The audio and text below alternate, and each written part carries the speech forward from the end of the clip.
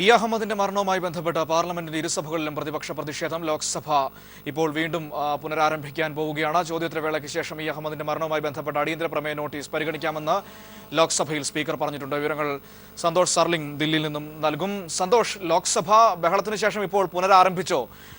ചോദ്യോത്തരവേളയ്ക്ക് ശേഷം അഹമ്മദിന്റെ മരണവുമായി ബന്ധപ്പെട്ട അടിയന്തര പ്രമേയം പരിഗണിക്കാമെന്ന് സ്പീക്കർ പറഞ്ഞ സാഹചര്യത്തിൽ ബഹളം ശമിച്ചിട്ടുണ്ടോ? മനു, ലോക്സഭ വീണ്ടും ആരംഭിച്ചു. ലോക്സഭയിൽ അവസാനം സ്പീക്കർ അറിയിച്ചത് കേരളത്തിൽ നിന്നുള്ള എംപിമാർ വിവിധ വിഷയത്തിൽ ഉന്നയിച്ച കാര്യം അംഗീകരിക്കാം, ഈ നോട്ടീസ് ചർച്ചയ്ക്ക് എടുക്കാം എന്ന് സ്പീക്കർ സുമിത്ര മഹാജൻ അറിയിച്ചിരിക്കുന്നു. പക്ഷേ മറ്റ് സഭാ നടപടികൾക്ക് ശേഷമായിരിക്കും ഇക്കാര്യത്തിലുള്ള ചർച്ചയിലേക്ക് ലോക്സഭ കടക്കുക. രാജ്യസഭയിൽ അല്പസമയം മുമ്പ് സീതാറാം യെച്ചൂരി വിഷയം ഉന്നയിച്ചു.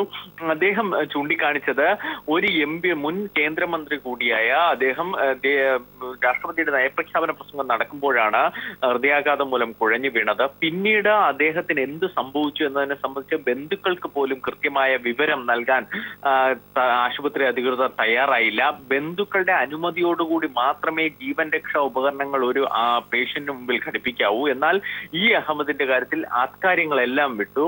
ബന്ധുക്കളെ അനുവാദം പോലും തേടിയിട്ടില്ല.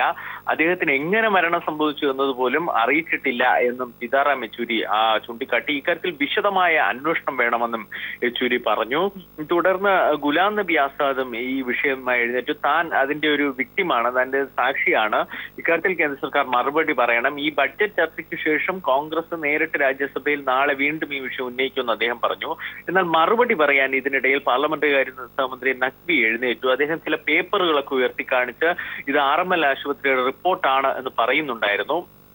പക്ഷെ ചർച്ച പിന്നീടാക്കാം എന്ന് തീരുമാനിച്ചുകൊണ്ട് തന്നെ നഖ്വിയുടെ മറുപടിയിലോട്ട് സഭ കടന്നില്ല. എന്നാൽ അദ്ദേഹം ഉയർത്തിക്കാണിച്ച പേപ്പർ അപ്പോൾ തന്നെ ഗുലാം നബി ആസാദ് തള്ളി. ഇതെല്ലാം കൃത്രിമമായി ഉണ്ടാക്കിയതാണ് എന്ന് അദ്ദേഹം ആരോപിച്ചു. തുടർന്ന് മറ്റ് നടപടികളിലേക്ക് കടക്കുകയാണ്. രാജ്യസഭ ഇപ്പോൾ തീരുമാനിച്ചിരിക്കുന്നത് നാളെ വീണ്ടും ഈ വിഷയം ചർച്ചയ്ക്ക് എടുക്കാമെന്നാണ്. ലോക്സഭയും ഈ വിഷയം ചർച്ചയ്ക്കെടുക്കാം എന്ന് തീരുമാനിച്ചിട്ടുണ്ട്. ശരി, സന്തോഷ് സർലിംഗ് ആണ് ദില്ലിയിൽ നിന്നും വിശദാംശങ്ങൾ പാർലമെന്റിന്റെ വിവരങ്ങൾ സംബന്ധിച്ച് നൽകിയത്.